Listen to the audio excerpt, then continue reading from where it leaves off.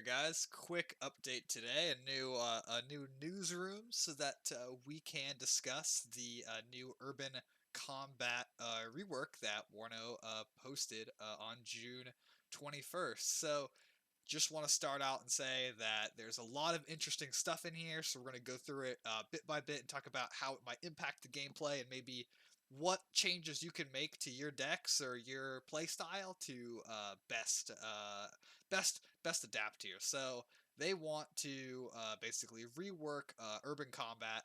They said their primary focus is making things exciting and realistic, but the most important thing is going to be fun. And just to start, they say, look, if you don't like, you know, how things are going, be cool, calm, and collected. The war game Red Dragon community's legacy is definitely here because people are so toxic for the devs for no reason for an early access game. So whatever your thoughts are, please keep it civil and be nice to the devs because things are changing. So being over the top just kind of makes you look like an ass. So that being said, new rework for urban combat right off the bat. I saw this. I'm not against it. I'm sure they're gonna improve it. I saw nothing wrong with urban combat before. Like I was totally chilling with the way it was, so I wasn't too worried. But one of the things that, although I think like everybody, I wanted to see more urban maps and more big city type maps. So more maps are always good. So that being said, how are we gonna? They want to revise the urban density. You can see in these pictures right here. And there's kind of a checkerboard pattern here, and then here there's little squares of city, which infantry are gonna move through, and then your tanks just hang out and shell the buildings, you know. And when I see pictures like this, I get excited because I'm like, great, I can park my M48 Patton or whatever, my M48s or my M1 Abrams right here or outside and just shell these buildings, and those infantry have nowhere to go. If they retreat, they're going to kill in the open. If they're in the buildings, they're going to get murked. So I like this. I'm excited as a tank player, but I'm also excited as an infantry player because I'm thinking, man, I'm going to put infantry with metis armed infantry, or I'm going to put guys with recoilless rifles or dragons into these buildings when the tank should navigate through. I'm going to fucking tear them up. So either way, these pictures get me excited because I know I'm going to murder players who have their infantry in the buildings, and I know as a defensive player, I'm going to have a good time too. So I think that's, kind of a positive thing because you want both methods of play to be enjoyable. So they want infantry to lead the way in cities. They're going to build their urban district on a main street axis, and then these empty spaces in between will have clear lines of sight. Districts will be linked by uncovered roads. Moving between these urban districts, these little checkerboard things will be high risk, high reward. So let's go ahead and talk about this a little bit and talk about real life tactics and how you can use these in the game, right? I don't know if you guys, any of you, my viewers, live in cities, you know, or live or have been in major cities, or maybe even think of World War II footage if you've seen it, fighting inside of cities. And there's going to be these long streets that are rows of apartments or stores or office buildings or whatever it is, you know. In real urban warfare manuals for tanks, was learned in World War II. It's even today. I mean, I research is 1980s doctrine, but it pretty much holds true today that what you're going to want to do in urban fighting, we also learned this in Fallujah to a degree, although it wasn't as high intensity, is in this kind of warfare, if there's a long street like this, right? Long street and buildings, what you do is you park your tank down here at the end of the street, your M1 Abrams or whatever, I don't give a fuck, and then you move your infantry up into the buildings and advance like this, and you move infantry and you advance up. The M1 Abrams or whatever shoots up the buildings whenever enemy infantry present themselves, and enable your infantry to advance under the tank's fire support. You in World War II, the Soviets would put fucking howitzers here. They'd put anything, you know, just heavy fire support goes right here. Mostly tanks, and your infantry advances bit by bit. What you don't do is move your tank right up the street, because then it's going to get side shot by RPGs and laws or whatever else your opponent has. So don't do that. Keep your tanks at the rear. Let your infantry advance. Let your tanks cover the advance down these main streets. That's what the urban warfare manuals call for. Just park the tank at like that T junction. Just sit there and just shoot up the street, but don't advance until the infantry have cleared most of the way. Then you can kind of inch the tank up, you know? So that's what you're going to want to be doing in game. I'm looking forward to doing that. These kind of neighborhood areas, man, they're going to be deadly for tanks and infantry alike, but it'll be an interesting challenge. And, when you've got man pads in here, like iglas or strailers or whatever, it's going to make these things dangerous for helicopters. One of my favorite things to do, you guys have seen it on Twin Cities with these high buildings, since the line of sight is kind of masked. I love putting like Apaches and Cobras and just rocketing these buildings into oblivion and then moving back and then moving forward and kind of bit by bit.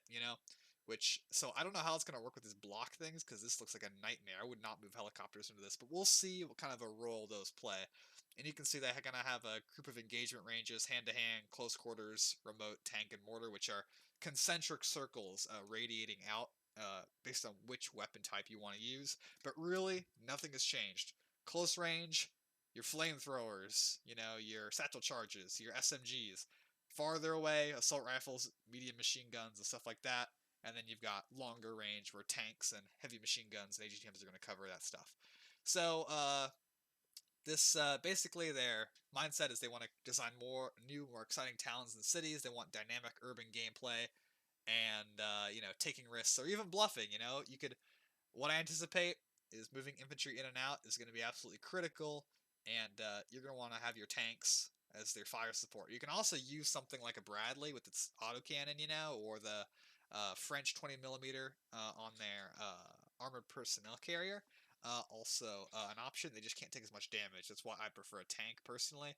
The other thing that they shout out here, really quick, want to cover this, is the War Yes website. If you haven't checked it out, I definitely advise it. You can basically go ahead and compare all of your units, statistics from turn speeds to how fast rounds, missiles, or rockets move. Basically, the unseen stats from the game, this thing, oops, daisies, will cover it for you. So, basically, I look at this rarely, but occasionally, just to look at some uncovered stats. So some people love this thing. They love checking out all this stuff. They have a division analysis feature showing off the meta or whatever. I don't really care about the meta. I just use whatever I really want to be honest, because I think that whatever people say is the meta, you can just outmaneuver with good gameplay, so I don't really care about that stuff too much. But really, what's here is not Warriors. What you really should take from this is that Eugen is friendly toward the modding community and community-made resources. That's really exciting. Every single game that I've seen that's successful uh, loves modders and loves the community, and they obviously are highlighting this. They've already got their community tournaments. It's really exciting to see that, so I'm really happy.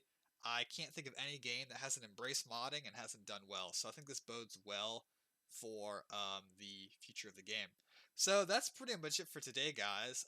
Please leave a like if you enjoyed. I want to see y'all's comments and see what you guys think about the urban fighting. Some people were kind of like pessimistic and were like, we liked the urban combat before, now you're changing it up.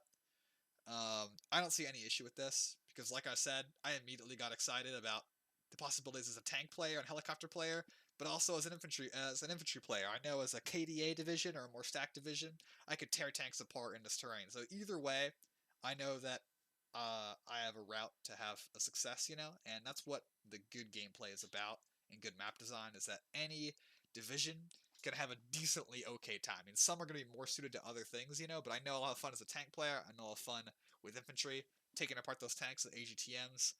So I'm not terribly worried about it. I like the old stuff, but the old maps will still be there.